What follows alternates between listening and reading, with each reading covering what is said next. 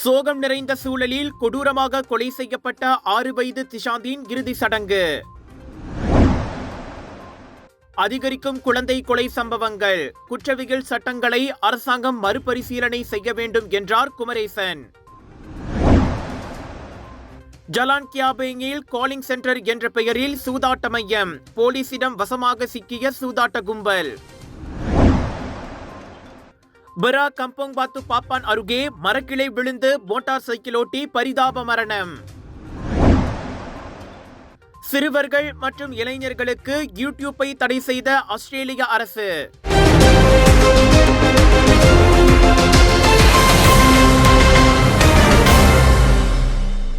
தான் உயிர் வாழ மற்ற மீன் இனங்களை கொன்று தின்னும் தன்மை கொண்ட 2000 கிலோகிராம் ஆப்பிரிக்க கெளுத்தி மீன்கள் சிர்டாங் மேப்ஸ் ஏரியில் விடப்பட்டுள்ளது அதிர்ச்சியை ஏற்படுத்தியுள்ளது. மீன்வளத்துறையின் அனுமதி இல்லாமல் அவ்வாறு செய்யப்பட்டிருப்பதை கடுமையாக கருதுவதாக விவசாயம் மற்றும் உணவு உத்தரவாத அமைச்சர் டத்துஸ்ரீ முகமது சாபு தெரிவித்தார். பொறுப்பற்ற இச்செயலானது நீர்நிலைகளின் இயற்கை அமைப்பை பாதித்து உள்ளூர் மீன் இனங்களையே அழித்துவிடும். இதனால் நீண்டகால அடிப்படையில் நாட்டின் மீன்வளம் பெரிதும் பாதிக்கப்படும் என மக்களவைக்கு வழங்கிய எழுத்துப்பூர்வ பதிலில் மட்சாபு கூறினார். ஷோடேக் 2025 திட்டத்தின் ஒரு பகுதியாக மலேசிய விவசாய ஆராய்ச்சி மற்றும் மேம்பாட்டு கழகமான மார்டி ஏற்பாடு செய்த மீன்பிடிக்கும் போட்டியின் போது அந்த மீன்கள் மேப்ஸ் ஏரியில் விடப்பட்டதாக தெரிகிறது. இவ்வேளையில் பூர்வீகமற்ற மீன்கள் ஊடுருவதை தடுக்க சுற்றியுள்ள நீர் அமைப்புகளுக்குள் மீன் குஞ்சுகள் நுழைவதை தடுக்க ஏரியின் கடைப்பகுதியில் வலைகள் அமைக்கப்பட்டுள்ளன. மீதமுள்ள இந்த ஆப்பிரிக்க கெளுத்தி மீன்களின் எண்ணிக்கையை படிப்படியாக குறைக்க அரசாங்கம் பொதுமக்களுக்கு மீன்பிடி நடவடிக்கைகளையும் ஏற்பாடு செய்கிறது. பொதுமக்களுக்கு விழிப்புணர்வும் அதிகரிக்கப்பட்டு வருவதாக அமைச்சர் கூறினார். Sunshine Kids, the place where your kids shine, the fastest growing, award-winning, best preschool chain in the town. Welcome to our preschool, where learning meets fun. Our preschool provides a nurturing environment for young learners to thrive. www.sunshinekids.com.my. நாட்டை உலுக்கிய கொடூரமாக கொலை செய்யப்பட்ட 6 வயது சிறுவன் திஷாந்தின் இறுதி சடங்கு மிகுந்த சோகமான சூழலில் இன்று காலை 10 மணிக்கு நடந்து முடிந்தது. பண்டார் ஸ்ரீ அலாமில் உள்ள உறவினர் வீட்டில் காலை 8 மணிக்கு தொடங்கிய இறுதி சடங்கில் குடும்பத்தினர் மற்றும் உறவினர்கள் கலந்து கொண்டனர். திஷாந்தின் உடலுக்கு இறுதி மரியாதை செலுத்தப்பட்டு பின்னர் ஜொஹோர் பாரு ஜலான் கபுன்தேயில் உள்ள இந்து மின் சுடலையில் தகனம் செய்யப்பட்டது. கடந்த ஜூலை 24ஆம் தேதி காணாமல் போனதாக கூறப்பட்ட சிறுவன் திஷாந்தின் உடல் பின்னர் கொடூரமாக கழுத்து நெரிக்கப்பட்டு கொலை செய்யப்பட்ட நிலையில் மீட்கப்பட்டது. அவனது 36 வயது தந்தை விசாரணைக்காக 7 நாள் தடுப்பு காவலில் வைக்கப்பட்டுள்ளான். நாட்டில் குழந்தை கொலை சம்பவங்கள் அதிகரித்து வருவதை தொடர்ந்து அரசாங்கம் குழந்தைகள் சம்பந்தப்பட்ட குற்றவியல் சட்டங்களை மறுபரிசீலனை செய்ய வேண்டும் என்று பத்து ஊபான் சட்டமன்ற உறுப்பினர் ஏ குமரேசன் கருத்துரைத்துள்ளார். அண்மையில் நெகிரி சமிலான் ரொம்பினில் காணாமல் போனதாக நம்பப்பட்ட 6 வயது குழந்தை திஷான் முனிசாமி சொந்த தந்தையாலே கொலை செய்யப்பட்டு காட்டுப்பகுதியில் புதைக்கப்பட்ட சம்பவம் தமக்கு பெரும் அதிர்ச்சியை ஏற்படுத்தியுள்ளது என்று அவர் குறிப்பிட்டுள்ளார். முன்னதாக ஆட்டிசம் நோயால் பாதிக்கப்பட்ட 6 வயது நிரம்பிய ஜெயின்ராயன் என்ற குழந்தையின் கொலை சம்பவத்தில் இருந்து மக்கள் இன்னும் மீண்டு வராத நிலையில் தற்போது நாட்டில் மற்றொரு குழந்தை கொலை செய்யப்பட்டிருப்பது பெரும் அதிர்ச்சியை ஏற்படுத்தியுள்ளதென்று அவர் கூறியுள்ளார். இத்தகைய கொலை வழக்குகளில் குற்றவாளிகள் பெரும்பாலும் ஆதாரங்கள் மற்றும் சாட்சிகள் இல்லாததால் தண்டனையில் இருந்து தப்பிக்கிறார்கள் என்பதை புள்ளி விவரங்கள் காட்டுகின்றன என்றும் இதனால் பாதிக்கப்பட்டவர்களின் குடும்பங்களுக்கு முழுமையாக நீதி வழங்க இயலாது என்றும் குமரேசன் கடுமையாக சாடியுள்ளார். இந்த சம்பவங்களை கருத்தில் கொண்டு அரசாங்கம் சட்டத்திட்டங்களை கடுமையாக்க வேண்டிய முயற்சிகளில் உடனடியாக ஈடுபட வேண்டும் என்று அவர் வலியுறுத்தியுள்ளார்.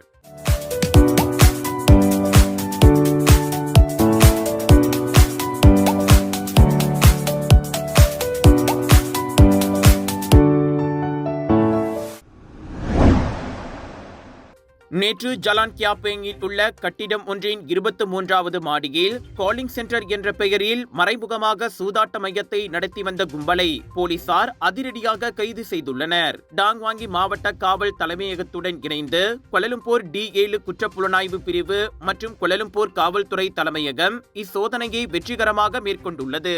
இந்நடவடிக்கையில் 2 சீன நாட்டவர்கள் மற்றும் 11 உள்ளூர்வாசிகள் உட்பட 13 பேர் கைது செய்யப்பட்டுள்ளனர் என்று கோலாலம்பூர் காவல்துறை தலைவர் டத்து முகமது யூசுப் ஜான் முகமது தெரிவித்துள்ளார். மேலும் 14 கணினி உபகரணங்கள், 2 மடிக்கணினிகள் உட்பட பல்வேறு பொருட்களையும் போலீசார் பறிமுதல் செய்துள்ளனர் என்று அவர் மேலும் குறிப்பிட்டுள்ளார். கடந்த ஏப்ரல் மாதம் முதல் வளாகத்தை வாடகைக்கு எடுத்து சூதாட்ட நடவடிக்கைகளை மேற்கொண்டு வரும் இக்கும்பலுக்கு சுமார் 3000 ரிங்கெட் முதல் 4000 ரிங்கெட் வரை சம்பளம் வழங்கப்பட்டுள்ளது.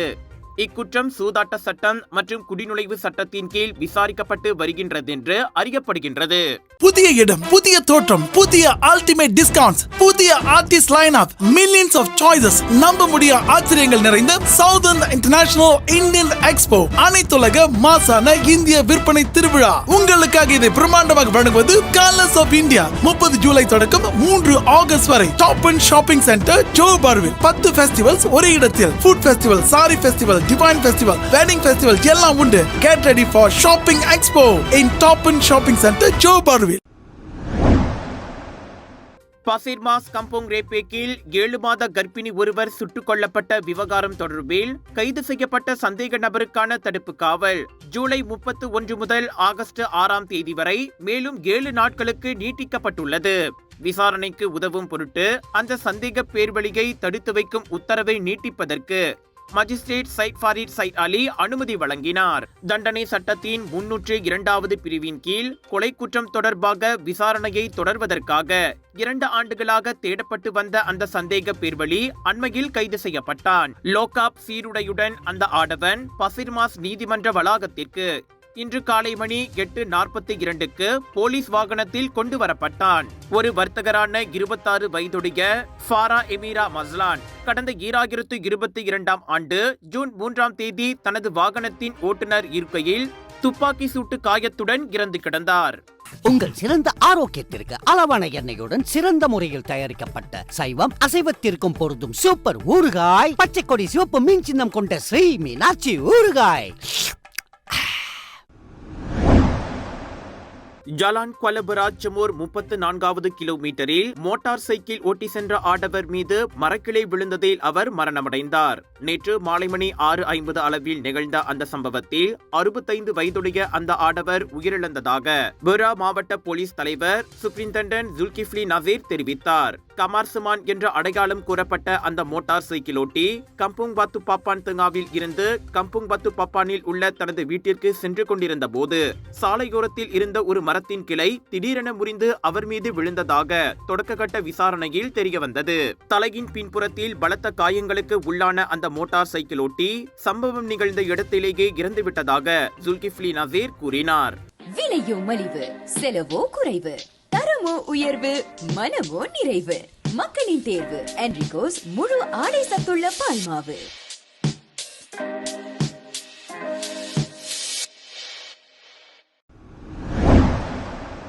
கடந்த புதன்கிழமை சிறுவர்கள் மற்றும் இளைஞர்கள் யூடியூப்பை பயன்படுத்துவதற்கு ஆஸ்திரேலிய அரசு தடை விதித்துள்ளது. 10 முதல் 15 வயதுக்குட்பட்ட சிறுவர்களில் 37% தீங்கு விளைவிக்கக்கூடிய உள்ளடக்கங்களை கண்ணுற்றதாக ஆய்வுகள் குறிப்பிடுகின்றன என்றும் அதனைத் தொடர்ந்து அரசாங்கம் இந்த முடிவை எடுத்துள்ளது என்றும் அறியப்படுகின்றது. இந்நிலையில் மேத்தாவின் ஃபேஸ்புக், இன்ஸ்டாகிராம், ஸ்னாப்சாட் மற்றும் டிக்டாக் போன்ற பிற சமூக ஊடக நிறுவனங்கள் யூடியூப் தடைக்கு கடுமையான எதிர்ப்பு தெரிவித்துள்ளன.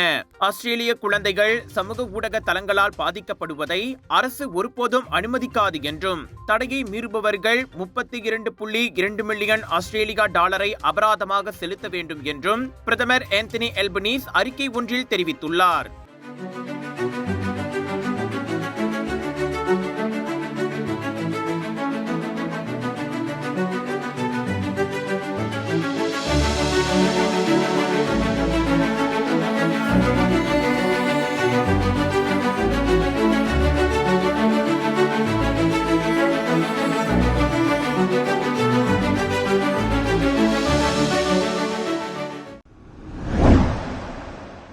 இந்தியா உத்தரப்பிரதேசத்தில் சாலை விபத்தில் காயமடைந்த ஆடவர் தூங்கி வழிந்த மருத்துவர்களின் அலட்சியம் காரணமாக உயிரிழந்த சம்பவம் கடும் கண்டனங்களை எழுப்பியுள்ளது.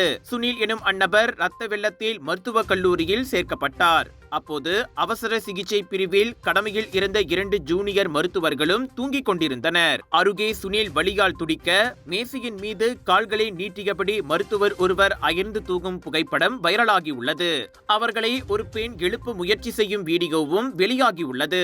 இந்நிலையில் நேற்று காலை சுனில் உயிரிழந்தார். சிகிச்சை வழங்குவதில் ஏற்பட்ட தாமதமே சுனிலின் மரணத்திற்கு காரணம் என குடும்பத்தார் குற்றம் சாட்டியுள்ளனர். ஆனால் பொறுப்பில் இருந்த மருத்துவரோ சுனிலுக்கு உரிய சிகிச்சை வழங்கப்பட்டதாகவும் ஆனால் நோயாளியின் நிலை ஏற்கனவே மோசமாக இருந்ததாகவும் கூறிக்கொண்டார். இந்நிலையில் தூங்கி வழிந்த 2 ஜூனியர் மருத்துவர்களும் பணியில் இருந்து இடைநீக்கம் செய்யப்பட்டுள்ளனர். விரிவான விசாரணைக்கும் உத்தரவிடப்பட்டுள்ளது.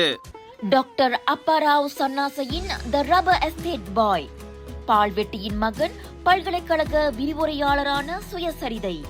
இவரின் மகள் டாக்டர் நிஷாந்தி அப்பாராவ் கைவண்ணத்தில் உருவான டிவினிட்டி இன் டைவர்சிட்டி 108 இந்து தெய்வங்களின் சுருக்க கதை. தந்தை மகள் படித்திருக்கும் இந்த சிறப்புமிகு நூல்களை உடனே வாங்கி படியுங்கள்.